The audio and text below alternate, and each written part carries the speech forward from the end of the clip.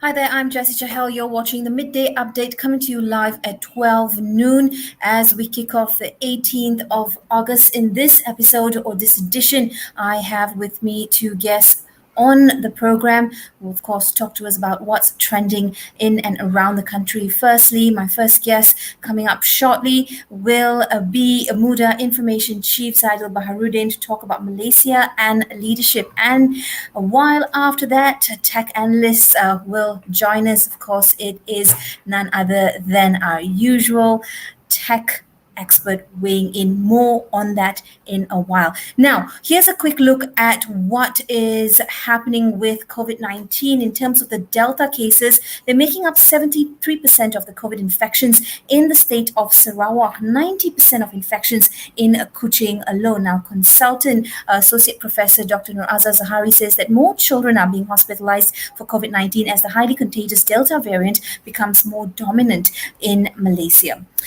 Now, that aside, of course, a lot for Malaysians to wait and watch, and of course, also wanting to know what will happen with the political situation. A special meeting of the Malay rulers will be held this week on Friday at the Istana Negara, while the king, or where the king is most likely to share his decision of the 220 members of parliament in choosing the next prime minister. Lawmakers have been told to submit their statutory declaration directly to the king by today. Now, given the critical decision that His Majesty has to make, the meeting with his fellow rulers is important, particularly if the numbers were too narrow. Now, this meeting is expected to begin around 2:30 p.m. on Friday. Meanwhile, the Sultan of Sultan Nazrin Muhyiddin Shah, Sultan of Perak, who is a deputy Yang di-Pertuan Agong, was present when the king met leaders of various political parties just yesterday. So a lot of meetings, discussions are underway, and as we get to know more information, we'll reveal that to you as well. In the meanwhile, members of the Dewan Rakyat have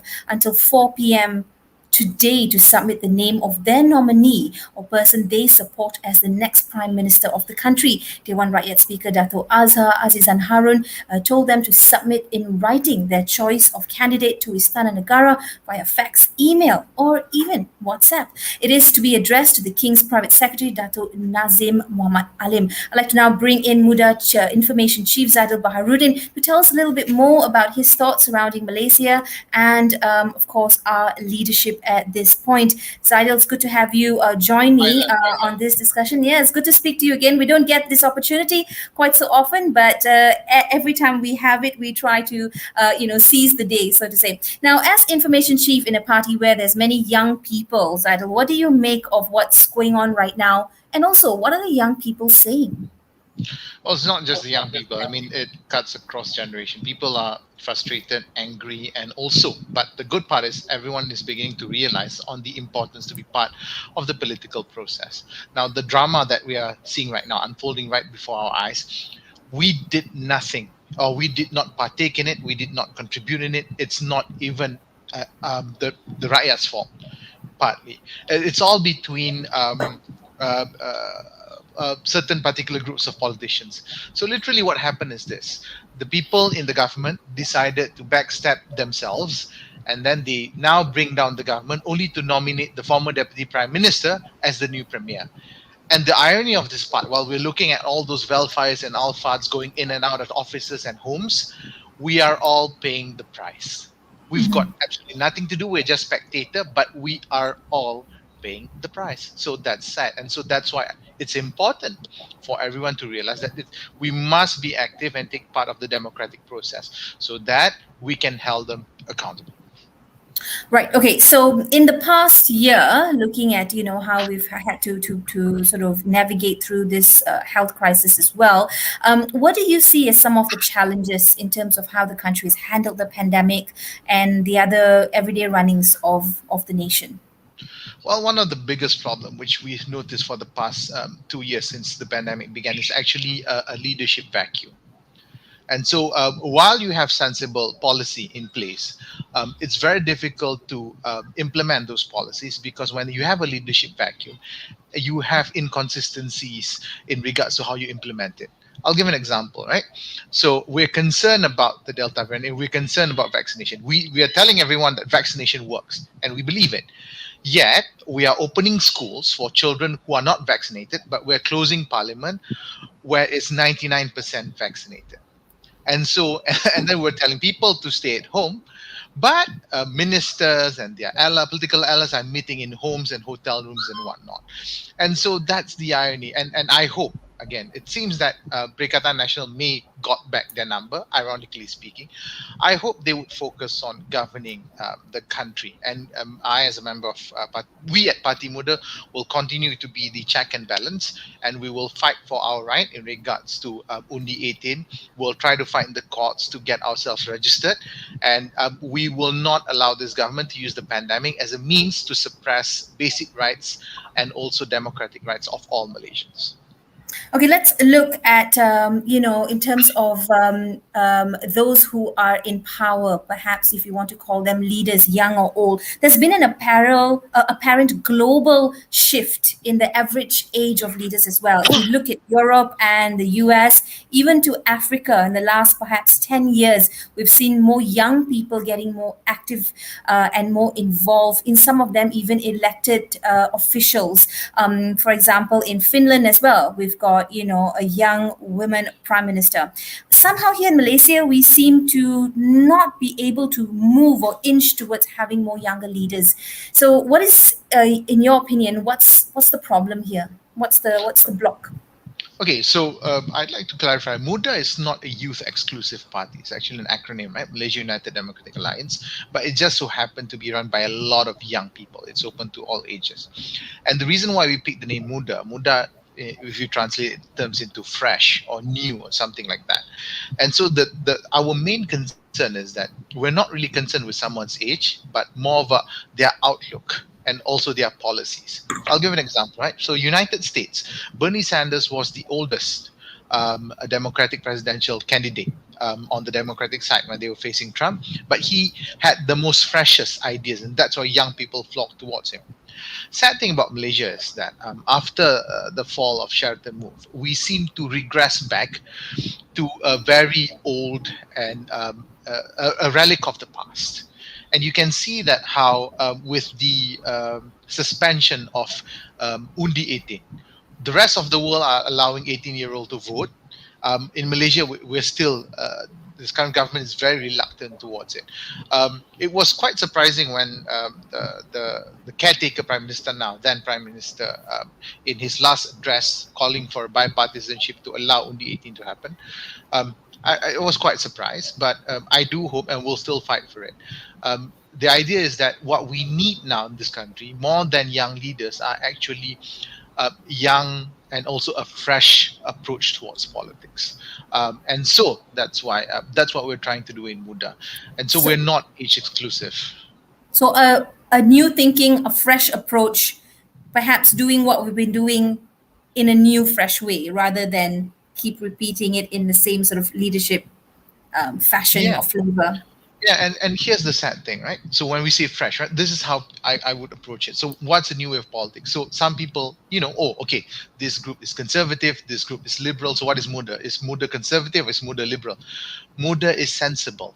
What we need are more sensible people in parliament. That's what we need. We need more sensible people in the office.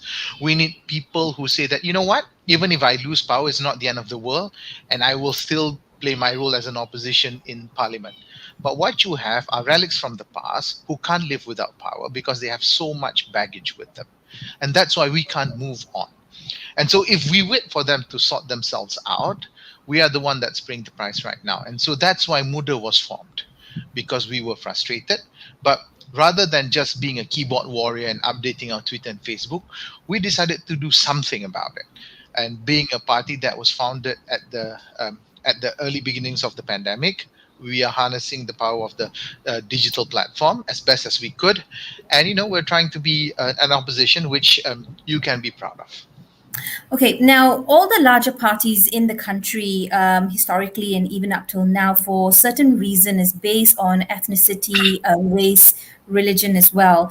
In your opinion, do you think that the Malaysian, and again, I of course include the youth here, do you think collectively we're ready to move into a direction that is non race based, or is that still very much the trend? Yeah, do you notice something? All of the parties that are race based and religion based, they are all in one coalition right now.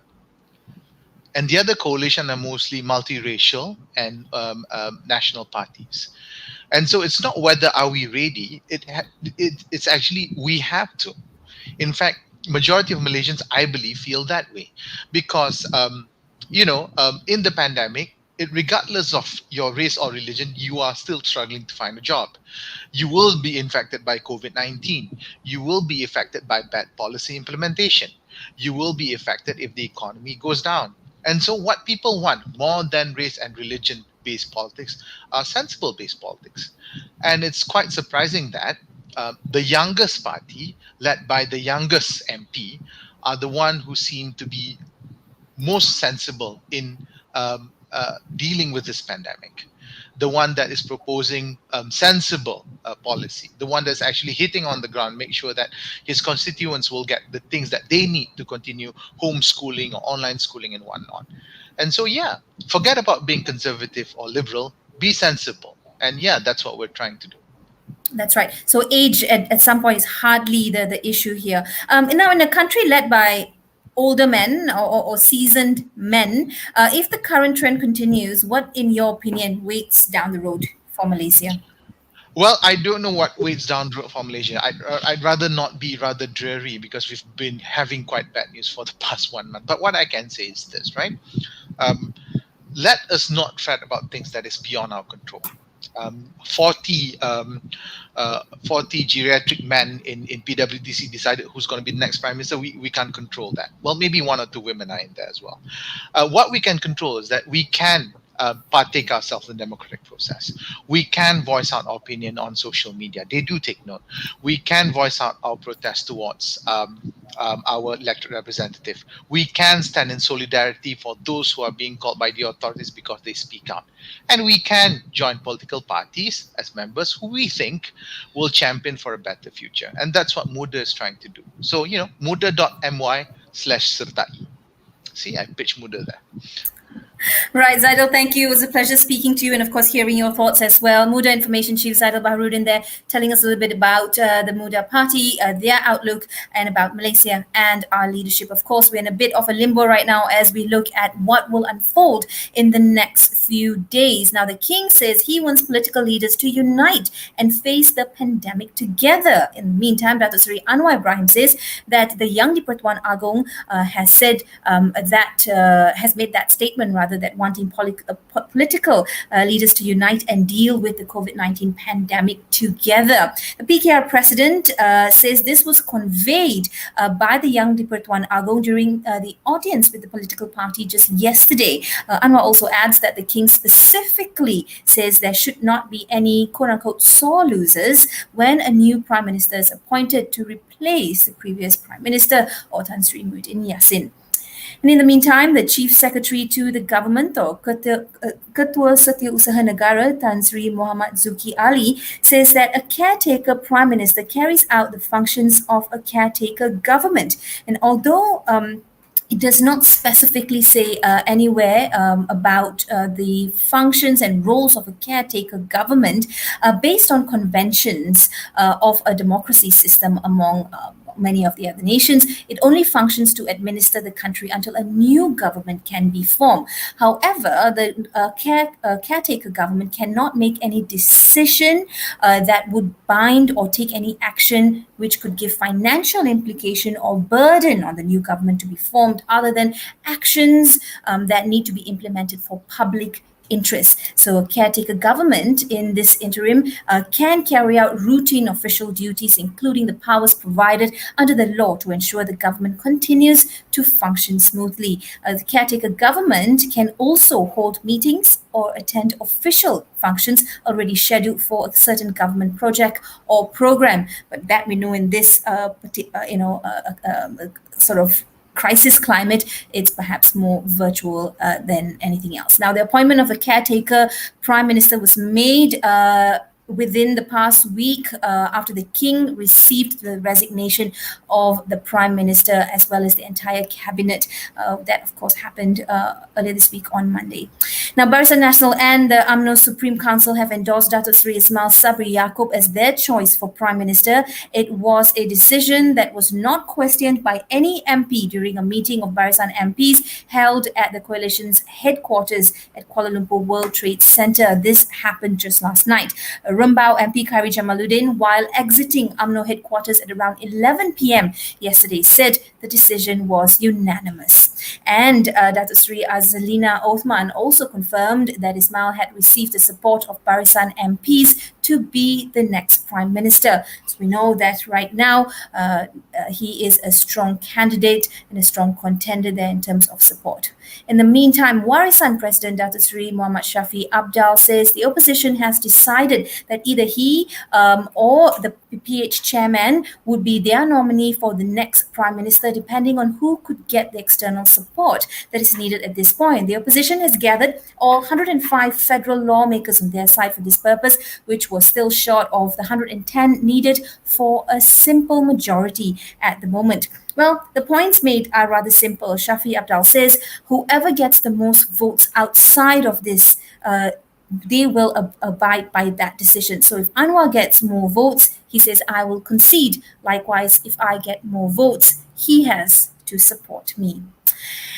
And in the meantime, Pejuang has not ruled out supporting any of the main contenders to be the next Prime Minister. However, Datuk Seri Mukris Mahathir says Pejuang would prefer to cooperate with Pakatan Harapan rather than Perikatan Nasional, whose administration collapsed when the previous Prime Minister Tan Sri Muhyiddin Yassin's resignation came through. Now, his party hoped that PH would continue to secure the needed support and inform Pejuang once this has been achieved in order for matters to proceed. Now, Pejuang, their support is open to all three, Datuk Seri Anwar Ibrahim, Datuk Seri Muhammad Shafi Abdal, and Datuk Seri Ismail Sabri Yaakob, with PH, of course, as a priority. Now, this is big news in technology. Bobby, my guest coming up soon, will be telling us a little bit more about that. But let's look at Facebook and Google's undersea cable to bypass Malaysia in Asia Pacific. Tech giants Facebook and Google have just announced what is known as Apricot, a new subsea cable that will boost connectivity within the Asia Pacific region. The 12,000 kilometer long submarine cable will connect countries like Japan, Taiwan, Guam, the Philippines, Indonesia, Singapore. But unfortunately, Malaysia is not on that list. This is seen as yet another missed opportunity for our country, which aims to have the most submarine cable landings in Southeast Asia by the year 2020 under the My Digital Plan. To weigh in and further share his thoughts on Apricot subsea cable system, tech analyst Bobby Varanasi joins us. Bobby, always a pleasure to speak to you and hear your incredible and, of course, insightful thoughts here. The Apricot subsea cable system. Perhaps you could tell us a little bit more about what this really is and why it is important. Well, globally, over the last couple of decades, we have had a significant amount of investment in subsea cables so as to enable communications worldwide. The pace of data adoption and leverage is well known to everybody, right? Tens and tons of terabytes every hour. Consumption patterns in Southeast Asia are significant. I think some of the largest in the world. China, India, Japan, Indonesia are some of the biggest consumers of data. And I think laying these cables, bringing in new technologies. In fact, this cable is supposed to showcase one of the most modern technologies when it comes to data transmission that we've never had in the past.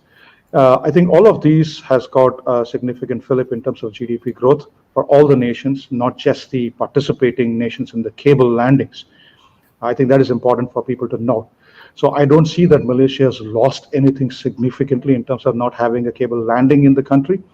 What I think Malaysia can do is to benefit from the larger business opportunity, especially the growth in GDPs across the region that will cross-pollinate into Malaysia as well. But why not Malaysia, Bobby? I think that is a pretty straightforward question. Look at the consumption base in Malaysia and look at the amount of bandwidth consumption that they have on a given year is extremely minuscule in comparison to two of the largest countries in the region. For example, Japan with 120 million people, 175 million people in Indonesia. What they consume in a given year is about anywhere between 9 to 15x of what our Malaysian consumers consume. So it only makes sense from an economic and from a commercial standpoint to be able to leverage those investments. These are long-term investments, right? You don't recover your cable investments in a year or two. It takes almost more than a decade, and the maintenance costs, etc., are enormous. So this collaboration is of utmost importance. So I think we have to look at it in that context. So I wouldn't say that Malaysia lost the cable opportunity. What Malaysia gained is an economic opportunity to participate. So I would rather flip it that way. Okay, once if we flip it that way as well, what are some, or rather, what's the impact then to Malaysia as we wait on the sidelines, or we try and seize this chance? At the same time, along that, we have missed out on this opportunity. So, is there a direct impact to Malaysia at this point? No, the cable is just infrastructure. Remember, what do you do with the cable? That's more important. There's data traversing through, the transactions traversing through. You're talking about electronic commerce, right? Commerce at its best. And Malaysia is already well set up in the context of having had bilateral and multilateral agreements with all of the countries in ASEAN. It is a part of ASEAN. There is so much trade that's happening. This cable is not only going to complement those efforts of actually enabling cross-border trade in a much smoother fashion than it has been today currently. So there are net winners. I don't see net losers. So if you set aside the cable landing component, there is only a positive because it's an economic enabler for everyone in the region. So I would not get too hung up on the fact that, oh, we lost the cable landing to Malaysia. Wonderful. Thank you so much, Bobby, for weighing in there. I like that there's only net winners and no net losers in this opportunity. Well, always look for the silver lining, and there's so much more that we can do in terms of trying to alleviate and uplift where we stand in terms of technology and investments. That will speak to you soon. Do take care and stay safe. Well, talking about what's happening within the region as well, that was a little bit on the Apricot Subsea cable system. We know that tech giants Facebook and Google have decided to announce that Apricot, which is a program or an infrastructure rollout, will help to connect the Asia Pacific region even better. At this point, I'd like to bring in Baharuddin to tell us a little bit about what's going on internationally. Here's a snapshot of international news with Gerard. Yeah, I'm happy that barbershops are open. I just thought I'd put that out there first. But in international this news, looks good on you, by the way. I think it's a new look. Yeah, I know. I'm trying to do something about it. Yep, I've not seen a burning bush, but yeah, I'm turning grey. Having said that, there's a lot happening in international news. The Malaysian High Commission in India, which is accredited to Afghanistan, says there are 2 Malaysians currently in Afghanistan. Now, the mission goes on to say that both of them work for an international relief organization in Kabul. So that's news coming out from Afghanistan. Having said that, I did an interesting interview with a political analyst about Afghanistan. Of course, it's based out of Malaysia. That's going to be on air later today. Hopefully, you'll get a bit of a snapshot as to what's happening there. But of course, I would say at this point that views with regards to Afghanistan is rather split and biased on both sides. Now, moving along, Nobel Prize laureate Malala Yousafzai has written an article entitled "I Fear for My Afghan Sisters," which was published in the New York Times in the wake of what is now called the Taliban's stunning takeover. Yousafzai, an advocate for girls' education, survived a Pakistan Taliban assassination attempt when she was just 15 years old. Most of us still remember that, when the militants shot her in the head in rural northwest Pakistan. Yeah. In the meantime, the EU will only cooperate with the Afghan government following the Taliban's return to power if it respects fundamental rights. Now, that's what they're in for. That's what they're looking out for. These, they say, include those of women and the prevention of the use of Afghan territories by terrorists. Now, EU's foreign policy chief has outlined that the EU stance, which came out in a statement, and they say an emergency meeting of European Union foreign ministers will be on to discuss the Taliban's quick seizure. And from the land of the rising sun, Japan has extended its state of emergency in Tokyo and other regions and announced new measures covering 7 more prefectures to counter a spike in COVID-19 infections that is threatening the medical system. In the meantime, New Zealand's Prime Minister Jacinda Ardern put the nation under strict lockdown yesterday after one new case of the coronavirus was reported. Just one was reported. That's really interesting to see. Yeah. That's right. How different nations are handling, how different leaders really handle, this crisis, and what is their threshold at some point. Gerard, thank you for that snapshot, and thanks for that brief as well. Really interesting. We don't have much time left on the clock. Here's a quick look at what's trending on Twitter. People are tweeting their thoughts over a video of brave Afghanistani women protesting against the rule of the Taliban in Afghanistan. People are also on Twitter expressing their thoughts on 15,000 US citizens who are still stuck in Afghanistan. And fans and supporters of former Chelsea football Tammy Abraham are expressing their feelings on his move to AS Roma Football Club. Well, that's it from me, Jessy Chahal, right here on the Midday Update. Please join me tomorrow, same time, same place. Lots more interesting discussions will be happening. Look, I'm on Twitter. My handle is @Jessy Chahal. If you'd like to leave me your thoughts, something you want me to talk about, or perhaps just a comment about what's going on in our country, I'll be more than happy to hear you out. Remember, let's all get vaccinated. Please wear a mask if you're heading out. Try not to. Do stay home. And remember, we need to stay safe. No one is safe till all of us are safe. Till then, I'll see you again. Bye-bye.